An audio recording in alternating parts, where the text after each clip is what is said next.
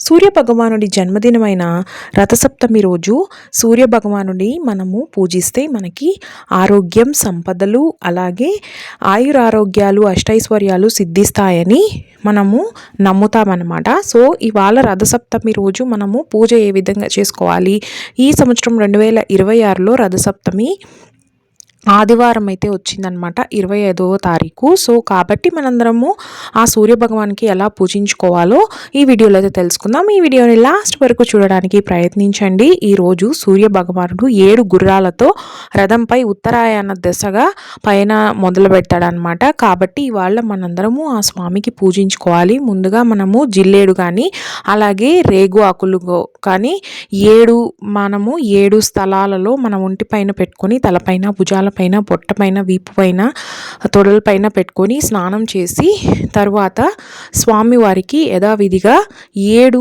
చిక్కుడుగాయలతో రథాన్ని చేసి అందులోకి సూర్యభగవానుని ఆహ్వానించి సూర్యకిరణాలు పడేలాగా ఆ రథాన్ని ఒక పీఠంపై ఏర్పాటు చేసుకొని గణపతి పూజ చేసుకొని స్వామివారికి మెత్తటి పొంగలిని, ఎటువంటి జీడిపప్పులు ఏమీ వేయకూడదండి, వీలైతే గోధుమ పాయసం చేసి స్వామివారికి సమర్పించాలి. ఎందుకంటే సూర్యభగవానికి దంతాలు అంటే పళ్ళు ఉండవు కాబట్టి మెత్తటి పదార్థాలను మాత్రమే సూర్య భగవానుడికి అయితే మనము ప్రసాదంగా నివేదించాలన్నమాట. సో కాబట్టి అందరూ కూడా నేను ఈ వీడియోలో చూపించిన విధంగా ముందుగా ఇంట్లో పూజను చేసుకొని పూజ అంతా పూర్తి చేసుకున్న తర్వాత ఇంట్లో ఉండే లక్ష్మీనారాయణులను కూడా సూర్య భగవానుడిగా భావించి ప్రత్యక్ష దైవమైన ప్రత్యక్ష నారాయణుడైన సూర్యనారాయణుడికి 7 చిక్కుడుగాయలతో పుల్లలతో గుచ్చి రథంలా చేసి అందులో ఒక తమలపాకు పెట్టి అందులో పసుపు కుంకుమ పెట్టుకొని దాన్ని సూర్యభగవానుడిగా భావించి ఎక్కడైతే సూర్యకిరణాలు పడతాయో తులసి చెట్లు దగ్గర కానీ లేదా మనము ఎక్కడైనా వాకిలి ఎదురుగా కానీ సూర్యకిరణాలు పడేలాగా స్వామివారిని చూసుకొని అక్కడ చక్కగా దీపారాధన చేసుకొని స్వామివారికి మెత్తటి ప్రసాదాన్ని నైవేద్యంగా నివేదించాలన్నమాట. ఈ విధంగా నివేదించి ఆదిత్య హృదయ స్తోత్రం వినడం కానీ లేదా చదవడం కానీ చేస్తే 1,000,000 రెట్ల పుణ్యం లభిస్తుందని ఇవాళ నమ్ముతారు. కాబట్టి అందరూ కూడా తప్పకుండా రథసప్తమి రోజు స్వామివారికి పూజని నిర్వహించుకోండి.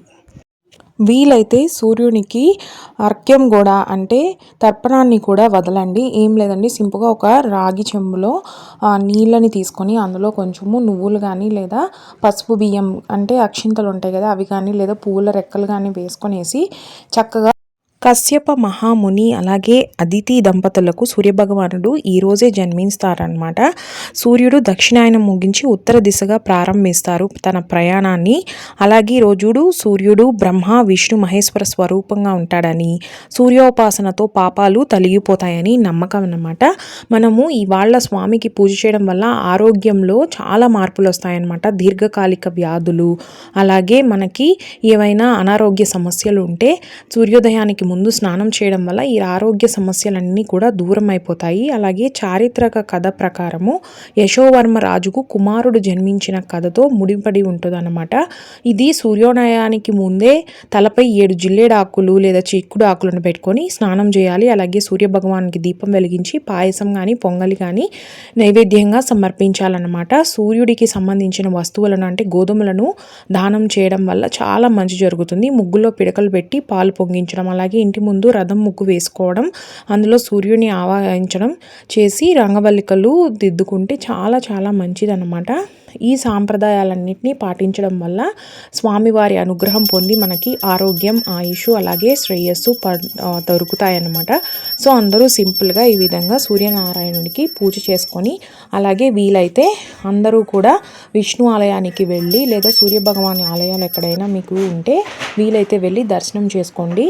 ఈరోజు మనము పూజని చేసి అలాగే జిల్లేడాకులను తల మీద పెట్టుకొని స్నానం చేస్తే సూర్యుడిని పూజించితే రుణము, ఏమైనా రోగ బాధలు, శత్రు బాధలు అన్నీ తొలగిపోతాయన్నమాట. ఏమైనా అప్పుల బాధలున్నా, అనారోగ్య సమస్యలున్నా, శత్రు బాధలున్నా కూడా తొలగిపోతాయి. కాబట్టి అందరూ తప్పకుండా మీకు ఉన్న టైంలో చక్కగా ఉదయం పూట స్వామివారికి పూజించి స్వామివారి ఆశీస్సులను పొంది అందరూ సంతోషంగా ఉండండి.